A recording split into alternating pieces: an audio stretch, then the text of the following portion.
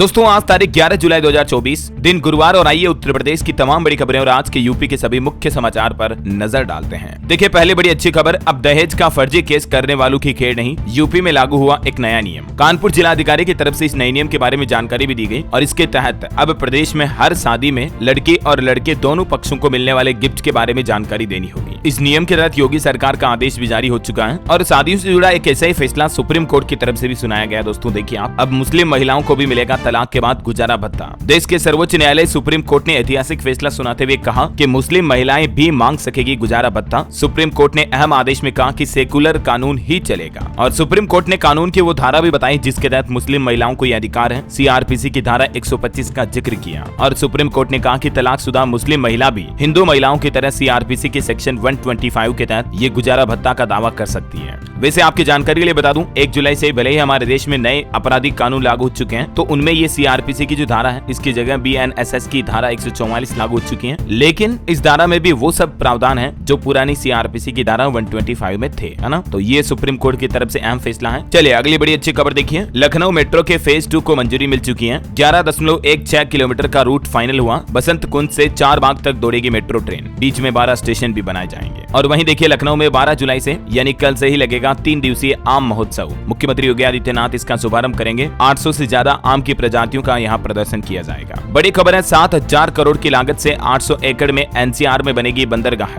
रोजगार और व्यापार भी बढ़ेगा इससे। मुख्यमंत्री योगी आदित्यनाथ के निर्देश के बाद इस परियोजना में तेजी लाने के लिए एक विस्तृत कार्य योजना भी तैयार की गई है। देख सकते हैं आप इसके बारे में ज्यादा प्लान, ग्रेटर नोएडा एनसीआर में ये डेवलपमेंट किया जाएगा, है ना। और वहीं देखिए प्रदेश में सड़कों पर खड़े होकर शराब पीने वालों के लिए बुरी खबर, अब योगी सरकार ने शक्ति दिखाई और सभी अधिकारियों को सख्त निर्देश जारी करते हुए कहा कि ऐसे लोगों पर सख्त कार्रवाई की जाएगी, है ना। खबर है दोस्तों, यूट्यूबर एल्विस यादव अब मनी लॉन्ड्रिंग केस में फंसे। ईडी ने उन्हें पूछताछ के लिए तलब किया और 23 जुलाई को आधिकारिक सूत्रों के मुताबिक उन्हें पूछताछ के लिए बुलाया भी गया है। और वहीं कल आपको पता होगा उन्नाव में जो बड़ा भयंकर सड़क एक्सीडेंट हो गया, उस हादसे में 18 लोगों की जान चली गई और 19 से ज्यादा घायल हो गए। पीएम मोदी ने इस हादसे पर दुख जताते हुए अनुग्रह राशि का भी ऐलान किया है। मृतकों के परिजनों को 2-2 लाख रुपए और घायलों को 50,000 रुपए का मुआवजा दिया जाएगा। आपको पता होगा यूपी के उन्नाव में ये सड़क हादसा हुआ। बिहार से दिल्ली जा रही बस टैंकर से टकरा जाती है और टक्कर इतनी भयंकर थी कि इसमें 18 लोगों की जान चली गई, 15 से ज्यादा घायल भी हो गए। हादसे का समय था कल सुबह तकरीबन 5:15 बजे। ये डबल डेकर स्लीपर बस थी जिसकी एक टैंकर से टक्कर हो जाती है। बताया जा रहा दोस्तों कि जिस बस में इन 18 लोगों की जान गई, इस बस का ना तो फिटनेस सर्टिफिकेट था ना ही इसका इंश्योरेंस था। उन्नाव हादसे वाली बस का ड्राइवर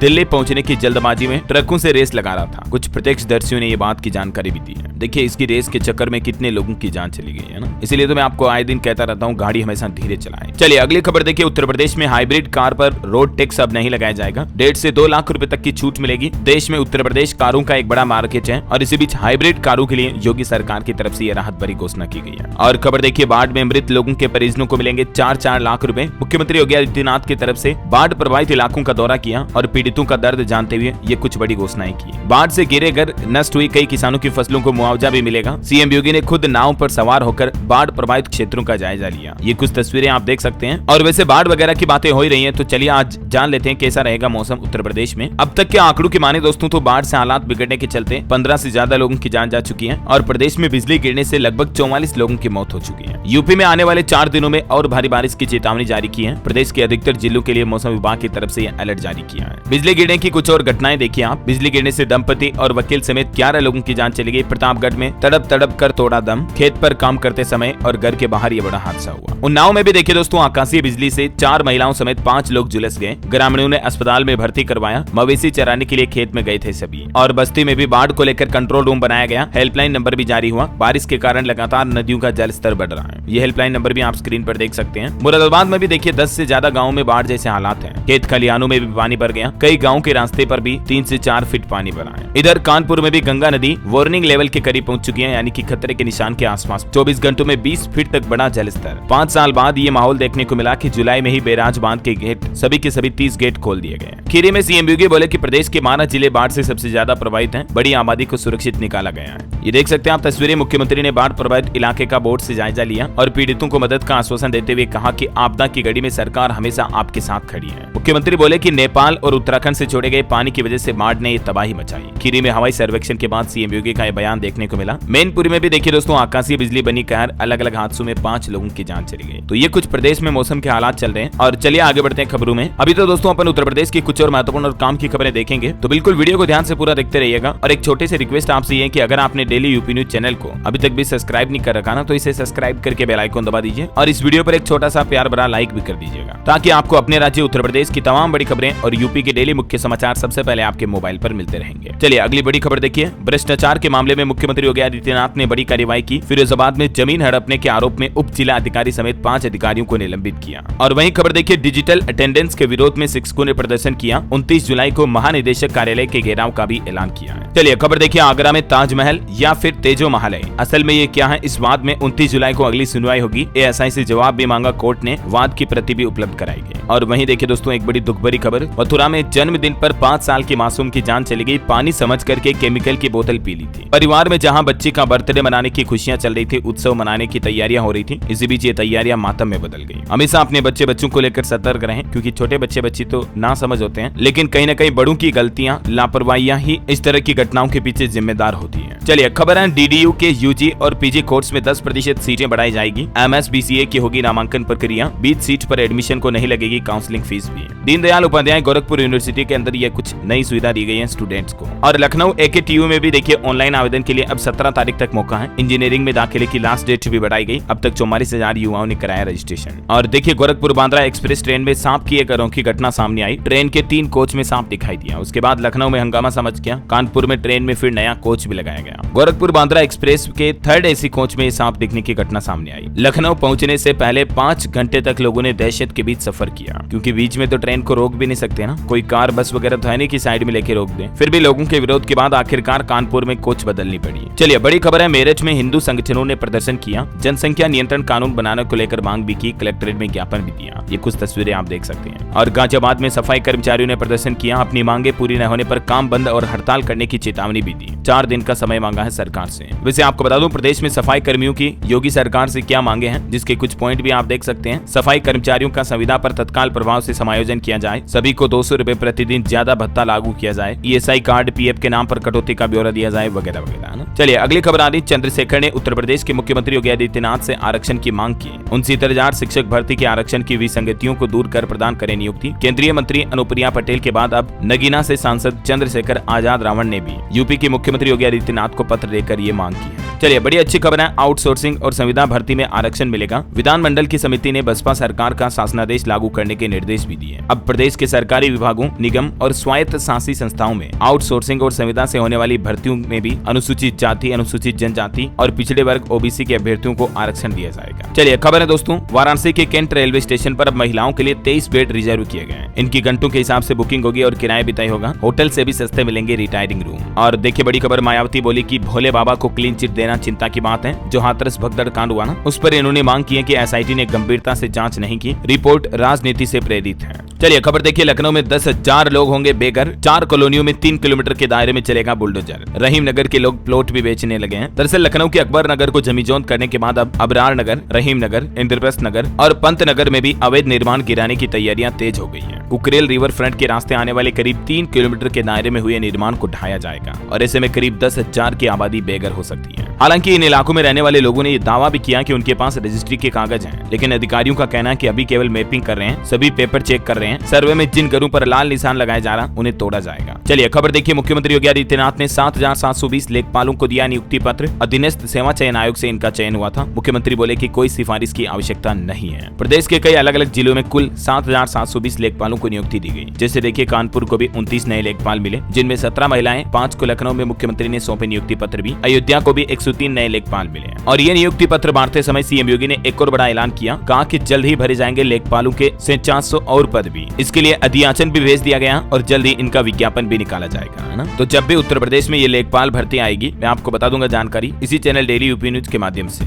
और फिलहाल देखिए बड़ी खबर, देश भर में जो डेंगू के बढ़ते मामले हैं उस पर अब केंद्र सरकार अलर्ट हुई। स्वास्थ्य मंत्रालय की तरफ से भी एक मास्टर प्लान बनाया गया। अभी आपको बता दूं, मानसून शुरू होने के बाद बारिश के मौसम में डेंगू मलेरिया के मामले काफी ज्यादा बढ़ने लगे हैं ना। इस बीच केंद्रीय स्वास्थ्य मंत्री मंत्री जेपी नड्डा की तरफ से निर्देश जारी किया गया। डेंगू की रोकथाम के लिए 24 घंटे काम करने वाली हेल्पलाइन सर्विस शुरू की जाए। देश भर के सभी राज्यों को ये आदेश दिया है। चलिए खबर है, नोएडा के लोग भी जल्द ही उठाएंगे बोटिंग का लुत्फ। लाई जाएगी 30 से ज्यादा तितलियों की प्रजाति। 25 करोड़ में रीडेवलप होगा नोएडा का डी पार्क। और खबर है, अगले साल 2025 की हज यात्रा की तैयारियां भी शुरू हो चुकी हैं। जुलाई अगस्त महीने में फॉर्म भरे जाएंगे। हज कमेटी की तरफ से इस संबंध में लेटर भी जारी किया गया और जो भी हज यात्रा 2025 के लिए आवेदन करना चाहते हैं वो इस ऑफिशियल पोर्टल के माध्यम से आवेदन कर पाएंगे। चलिए खबर है, नोएडा मेट्रो लिंक लाइन का डीपीआर केंद्र सरकार को सबमिट किया गया। सेक्टर 142 से बोटेनिकल गार्डन तक बनेगा मेट्रो कॉरिडोर। रोजाना 1.25 लाख लोगों को सफर करने का मौका मिलेगा। और एक राहत की बात तो मैंने आपको शुरुआत में बताई थी, लखनऊ मेट्रो के भी ईस्ट वेस्ट कॉरिडोर को एनपीजी की मंजूरी मिल चुकी है। 5081 करोड़ रुपए खर्च किए जाएंगे। चलिए अब बड़ी खबर देखिए, डिजिटल अटेंडेंस पर अब योगी सरकार ने सख्ती बरतना शुरू कर दिया है। 3 दिन उपस्थिति दर्ज न कराने वाले शिक्षकों के वेतन रोकने के निर्देश भी दे दिए हैं। 11 जुलाई से ही डिजिटल अटेंडेंस दर्ज नहीं कराने वाले शिक्षकों और कर्मचारियों पर विभागीय अनुशासनात्मक कार्यवाही की जाएगी। उन्नाव की बीएसए की तरफ से शिक्षकों को यह निर्देश भी जारी किया गया। और खबर है, सपा विधायक इरफान सोलंकी मामले की सुनवाई अब 18 जुलाई को होगी। हाई कोर्ट में वकीलों की हड़ताल के चलते ये सुनवाई टाली गई। वही खबर है दोस्तों, यूपी जेट एग्जाम पर खबर देखिए आप। उत्तर प्रदेश जीएनएम प्रवेश परीक्षा रद्द कर दी गई है। अब पिछले सत्र के आधार पर ही एडमिशन होगा। और सरकारी नौकरी पर भी एक अपडेट आना, इंडियन बैंक में 1500 पदों पर वैकेंसी निकली हुई है। आवेदन आज से शुरू हो चुके हैं। इसकी लास्ट डेट 31 जुलाई है, तो इस महीने आप अप्लाई कर सकते हैं। स्टूडेंट छात्र छात्राओं के लिए भी अपडेट आना। सीबीएसई का कहना है कि किताबों में इस साल कोई बदलाव नहीं किया जाएगा। बोर्ड ने कहा पिछले साल का करिकुलम और टेक्स्ट बुक ही पढ़ाए जाएंगे स्कूलों में। एनसीईआरटी का भी कहना है कि जुलाई में ही प्रकाशित होगी 6ठी कक्षा की पाठ्य पुस्तकें। भ्रामक खबरों को एनसीईआरटी ने खारिज किया। और वहीं दोस्तों, नीट यूजी एग्जाम में गड़बड़ी मामले पर भी एनटीए ने अब सुप्रीम कोर्ट में एक नया हलफनामा दिया और कहा गोधरा और पटना के कुछ सेंटर्स पर परीक्षा में गड़बड़ी की शिकायत मिली है। चलिए खबर है दोस्तों, इस बार 15 जुलाई को जो यह तारीख आ रही, इस पर अबूझ मुहूर्त रहेगा। भड़ली नवमी पर विवाह हो, चुगल जुड़ूला मुंडन संस्कार हो या गृह प्रवेश हो, सभी के लिए अचूक शुभ समय शुभ दिन है ये आषाढ़ गुप्त नवरात्रि की नवमी तिथि। और बैंकिंग न्यूज से खबर देखिए, बैंक ऑफ बड़ौदा ने अपने ग्राहकों को बड़ा झटका दिया। लोन की रेटें बढ़ा दी है। इसके चलते कार लोन, होम लोन की ईएमआई अब महंगी हो जाएगी। ये देख सकते हैं आप बेसिकली बीओबी की तरफ से अपनी एमसीएलआर में कितनी बढ़ोतरी की गई है। और वहीं दोस्तों, भारतीय रिजर्व बैंक आरबीआई की तरफ से भी सिबिल स्कोर को लेकर कुछ नए नियम जारी किए हैं। ग्राहकों को एसएमएस द्वारा देनी होगी जानकारी। जो लोन और क्रेडिट कार्ड के क्रेडिट स्कोर, सिबिल स्कोर होते हैं ना, उनकी जांच को लेकर ये नया आदेश जारी किया गया आरबीआई के द्वारा। डिटेल आप देख सकते हैं स्क्रीन पर, है ना। चलिए खबर है, BYD की अब तक की सबसे सस्ती इलेक्ट्रिक एसयूवी लॉन्च हुई। सिंगल चार्ज पर 468 किलोमीटर की रेंज देगी है। BYD ने 3 इलेक्ट्रिक एसयूवी के सस्ते वेरिएंट लॉन्च किए हैं। शुरुआती कीमत 25 लाख रुपए तक है। मोबाइल फोन लॉन्चिंग पर खबर है, मोटो G85 स्मार्टफोन 17,999 की शुरुआती कीमत पर लॉन्च हुआ। और खेल समाचार पर खबर देखिए, भारत ने जिम्बाब्वे को 23 रन से हराया। 5 मैचों की T20 सीरीज में 2-1 की बढ़त हासिल की। और एक बड़ी अच्छी खबर देखिए, ऑस्ट्रेलिया में जौहर दिखाएगा भारत का लड़ाकू विमान। हवाई युद्धाभ्यास में दुनिया के 20 देश हिस्सा लेंगे। ये युद्धाभ्यास का आयोजन 12 जुलाई से 2 अगस्त तक होगा। चलिए रेल यात्रियों के लिए अच्छी खबर है, अब आप रेल टिकट के साथ साथ खरीद पाएंगे मेट्रो टिकट भी, क्योंकि IRCTC, DMRC और CRIS के बीच समझौता हुआ है और इससे रेल यात्रियों को यात्रा का अनुभव और बेहतर होगा। अब IRCTC से ही बुक हो जाएगा आपका मेट्रो का टिकट भी। एडवांस बुकिंग और कैंसिलेशन की सुविधा भी मिलेगी। वही देखिए दोस्तों, सुप्रीम कोर्ट का बड़ा फैसला, लोकेशन साझा करना जमानत की कोई शर्त नहीं है। पुलिस आरोपी की निजी जिंदगी में झांक नहीं सकती है। सुप्रीम कोर्ट ने एक आरोपी की सुनवाई करते हुए इस मामले पर दिल्ली हाईकोर्ट द्वारा जारी गूगल लोकेशन साझा करने की जमानत की शर्त को भी खारिज कर दिया। और इलाहाबाद हाईकोर्ट का भी एक बड़ा फैसला देखिए, जिस बीबी ने पति को घर से निकाला उसे अब फ्लैट देगा पति, 3 करोड़ रुपए, और नोएडा में फ्लैट देने पर तलाक की मंजूरी हुई। ये देख सकते हैं आप इस केस की डिटेल भी। और भारतीय रिजर्व बैंक आरबीआई के उप गवर्नर का कहना कि बैंकिंग सेक्टर की अच्छी वित्तीय स्थिति भारतीय अर्थव्यवस्था के विकास में मददगार होगी। आने वाले बजट 2024 पर भी अपडेट आ रहा दोस्तों। बजट से एक दिन पहले जारी होगा देश का इकोनॉमिक सर्वे। आम जनता के लिए भी जानना ये जरूरी है, क्योंकि इससे आपको पता चल पाएगा कि हमारा देश कितनी विकास रफ्तार पर आगे बढ़ रहा है। जानकारी के लिए बता दूं, 23 जुलाई को तो बजट आएगा और इससे एक दिन पहले 22 जुलाई को देश का इकोनॉमिक सर्वे पेश किया जाएगा। और बड़ी खबर देखिए, IRS अफसर जो महिला से पुरुष बनी। सिविल सर्विस के इतिहास में ऐसा पहली बार हुआ जब किसी महिला अफसर ने अपना जेंडर चेंज करवाया। लिंग परिवर्तन करवाकर महिला से ये पुरुष बन चुकी हैं। वित्त मंत्रालय ने ऑफिशियल रिकॉर्ड में भी इनका नाम और जेंडर बदल दिया है। हैदराबाद में तैनात है ये भारतीय रेवेन्यू सर्विस IRS की एक महिला अधिकारी जो महिला से पुरुष बनी है। 35 साल के अधिकारी ने ये अपना जेंडर चेंज करवाया है और इसके बाद उन्होंने अपना नाम भी बदल दिया। पुराना नाम और नया नाम आप देख सकते हैं। चलिए खबर है, इस HDFC फंड में बंद होने वाली है SIP। 22 जुलाई से नए निवेशकों को मौका नहीं मिलेगा। HDFC डिफेंस फंड अपनी म्यूचुअल फंड सर्विस को बंद करने जा रहा है। और खबर देखिए, 7 राज्यों में उपचुनाव कंप्लीट हुए। 13 विधानसभा सीटों पर 63.23% वोटिंग हुई। बिहार में ग्रामीणों से झड़प में SHO का सिर भी फट गया। बंगाल में भी भाजपा TMC समर्थक भिड़े, कुछ जगहों पर हिंसा भी देखी गई।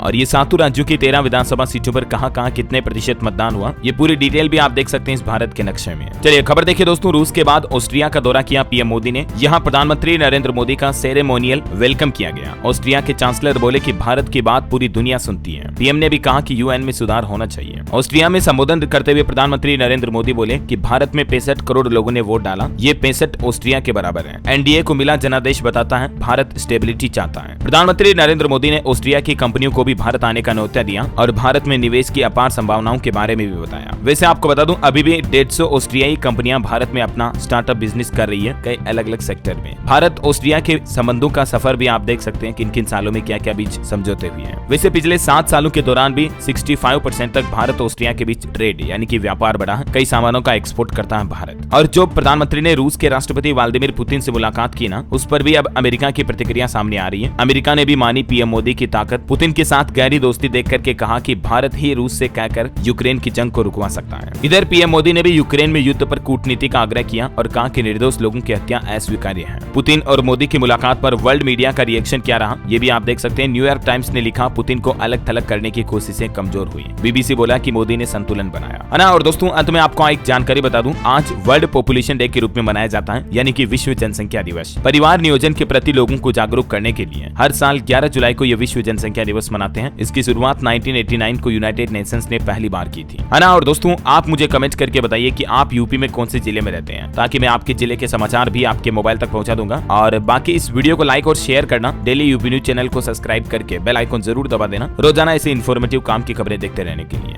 जय हिंद, जय भारत, वंदे मातरम।